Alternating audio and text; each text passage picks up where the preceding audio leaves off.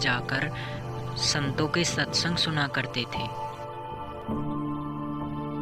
भक्तों, यदि आपको अपनी आत्मा का कल्याण कराना है तो गुरु अवश्य बनाना पड़ेगा, और गुरु भी पूर्ण होना चाहिए।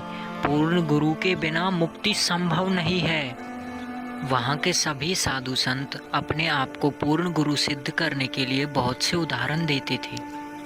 दोनों जीवा और दत्वा किसी भी साधु के पास जाते तो वह सब एक ही बात बोलते कि पूर्ण गुरु होना चाहिए। पूर्ण गुरु के बिना मुक्ति संभव नहीं है, वरना आप 84 लाख योनियों में भटकते रहोगे।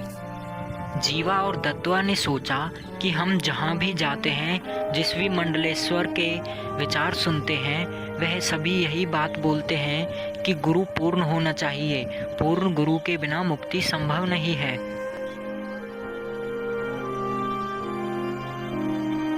भ्राता, हम पूर्ण गुरु की पहचान कैसे करेंगे? हमें तो सभी अच्छे लगते हैं, सभी साधु संतों के विचार अच्छे लगते हैं। भ्राता, चलो एक काम करते हैं, हम जंगल से एक सूखी टहनी लाएंगे और जिस भी साधु संत के चरणामृत से वह हरी भरी हो जाएगी, हम उसे ही पूर्ण गुरु मानेंगे। चलो भ्राता, चलते हैं और जंगल से एक सूखी टहनी लेकर आते हैं। जिस भी साधु संत के चरणामृत से वह हरी हो जाएगी, उसे ही हम पूर्ण गुरु मानेंगे और उन्हीं के द्वारा बताई गई भक्ति मार्ग पर चलेंगे। जीवा और दत्वा दोनों एक दूसरे की बातों से सहमत हो जाते हैं। जीवा और दत्वा दोनों मिलकर जंगल से एक सूखी टहनी लाते हैं और उसे अपने आंगन में उगा देते हैं और आपस में बातें करते हैं कि जिस भी साधु संत के चरणामृत से यह हरी भरी हो जाएगी, उसे ही हम पूर्ण गुरु का अधिकार देंगे और उन्हीं के द्वारा बताई गई भक्ति मार्ग पर चलकर भक्ति करेंगे। अगली बार जीवा और दत्वा एक साधु के पास खाली पात्र लेकर जाते हैं। बच्चों, आज की कथा यहीं समाप्त होती है, हमें जाने की आज्ञा दें। आगे की कथा हम आपको कल सुनाएंगे। महात्मा जी, यदि आप बुरा ना माने तो इन दासों को अपने चरण धोने की आज्ञा दें। क्यों नहीं बच्चों, अवश्य। जीवा और दत्वा दोनों मिलकर उन साधु के पैरों को खाली पात्र में रखकर धो देते हैं और उस जल को अपने घर ले आते हैं। चलो भ्राता, जल को इस टहनी में डालते हैं। चलो चलो, देरी मत करो। जीवा और दत्वा दोनों मिलकर उस जल को सूखी टहनी में डालते हैं, लेकिन टहनी हरी भरी नहीं होती है। फिर वे आपस में बात करते हैं कि कल वो फिर से किसी महात्मा के पास जाएंगे और उनके चरण धोकर उस जल को लाकर इस टहनी में डालेंगे। क्या पता उन्हें कल फिर से पूर्ण गुरु मिल जाए। इस उद्देश्य से वह दोनों फिर से महात्मा के पास चले जाते हैं और उनकी सत्संग समाप्ति के पश्चात उनके चरण धोते हैं और उस चरण के जल को उस सूखी टहनी में डाल देते हैं। लेकिन आज भी उनका प्रयास व्यर्थ जाता है। फिर से उन्हें खाली हाथ ही लौटना पड़ता है। वह फिर से योजना बनाते हैं कि एक और साधु संत के पास जाएंगे। ऐसा कई दिनों तक चलता रहता है। जीवा और दत्वा दोनों मिलकर रोज किसी न किसी साधु के पैरों को धोकर उस जल को उस सूखी टहनी में डालते हैं, लेकिन वह टहनी हरी भरी नहीं होती है। दोनों बहुत निराश हो जाते हैं और आपस में बातें करते हैं कि शायद अब उनका मोक्ष संभव नहीं है। दोनों आपस में फूट फूट कर रोने लगते हैं।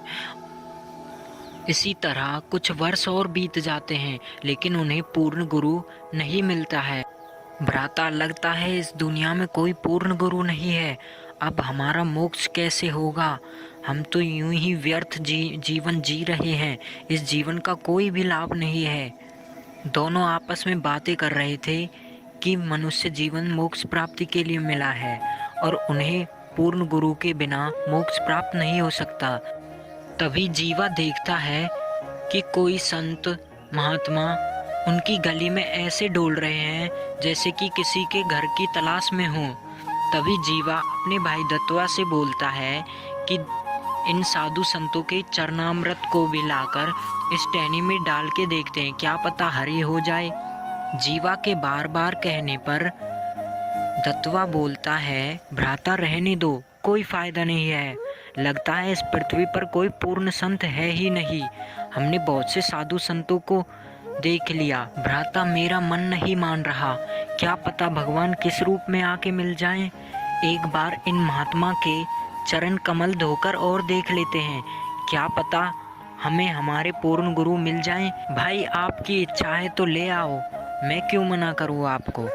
वह वापस गया तो उन्होंने देखा कि वह संत फिर से वापस आ रहे हैं। तभी जीवा उनसे कहते हैं, हे परवरदिगार, यह दास की कुटिया है, यहाँ पधारिए और दर्शन दीजिए, हमारी कुटिया को पवित्र करें, आइए। कबीर परमात्मा उनकी बात सुनकर उनके घर पधार जाते हैं। तभी जीवा ने कहा, दत्वा जाओ, जाकर कोई एक बर्तन ले आओ या तसला ले आओ, संत महात्मा आए हैं, इनके चरण धोएंगे। हर रोज की तरह वह कबीर परमात्मा के चरण कमल धोने लगते हैं।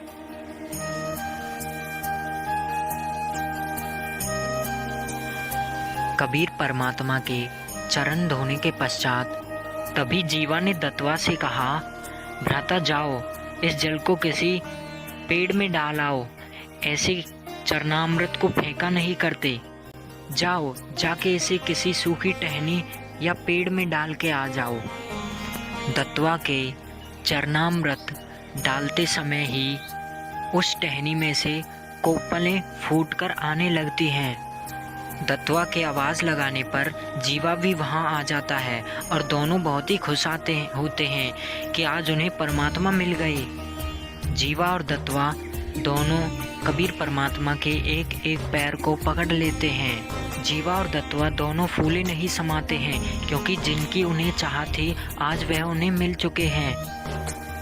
दोनों रोते रोते कबीर परमात्मा से कहते हैं कि हे गुरुदेव, आप कहाँ थे, हमने तो सोच लिया था यह जीवन बर्बाद होगा। तभी उन दोनों से कबीर परमात्मा कहते हैं, बच्चों, यदि इस पृथ्वी पर कोई पूर्ण संत नहीं होगा तो इस पृथ्वी को आग लग जाए। इस पृथ्वी का संतुलन बनाए रखने के लिए मैं किसी न किसी पूर्ण संत को यहाँ भेजता रहता हूँ या खुद ही एक पूर्ण संत की भूमिका करता हूँ।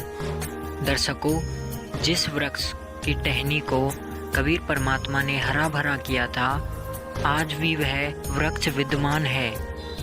इस वृक्ष को कबीर वट के नाम से जाना जाता है। यह वट वृक्ष विश्व का सबसे बड़ा वट वृक्ष है। यह वृक्ष भारत के गुजरात के भरूच जिले में नर्मदा नदी के एक छोटे से तट पर विद्यमान है। दर्शकों, वैसे तो यह कोई पैमाना नहीं था पूर्ण गुरु की पहचान करने का। आइए आप जानते हैं कि संत रामपाल जी महाराज पूर्ण गुरु के बारे में क्या पहचान बताते हैं। अब गुरु कैसा हो, गुरु जी के बारे में हमारे सद्ग्रंथ भी बहुत से प्रमाण बताते हैं। गुरु पूर्ण हो, वो कैसा हो। परमेश्वर ने कबीर सागर में जीव धर्मबोध के अंदर 1960 पृष्ठ पे लिखा है, गुरु के लक्षण 4 बखाना। गुरु जो होगा वास्तव में उसके 4 लक्षण बताता हूं। प्रथम वेद शास्त्र को ज्ञाना, दूजे हरि भक्ति कर्म मन कर्म बानी, और तीसरे सम दृष्टि कर जानी, और चौथे वेद विधि सब कर्मा। ये 4 गुरु गुण जानो मरमा। ओए होए,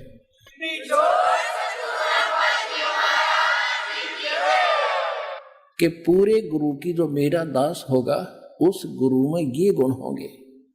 प्रथम वो वेद शास्त्रों का कंप्लीट जो है नॉलेज रखता होगा, और दूसरे वो भक्ति खुद भी करेगा। ऐसा नहीं वो केवल वक्ता वक्ता नहीं होगा, वो स्वयं भी सच्चे दिल से परमात्मा की भक्ति मन कर्म वाणी से कर रहा होगा। और तीसरे वो समदृष्टि होगा, सबको, छोटे बड़े को, राजा और रंग को जो उसके पास आएगा एक दृष्टि से देखेगा। एक जैसा व्यवहार होगा, एक जैसा आहार होगा, एक जैसा खाना और बैठना उठना होगा। और चौथे वेद विधि सब कर्मा, उसके सभी कर्म वेद विधि की तरह होंगे, जो वेदों में वर्णित है यानी सदग्रंथों में उसके अनुकूल होंगे।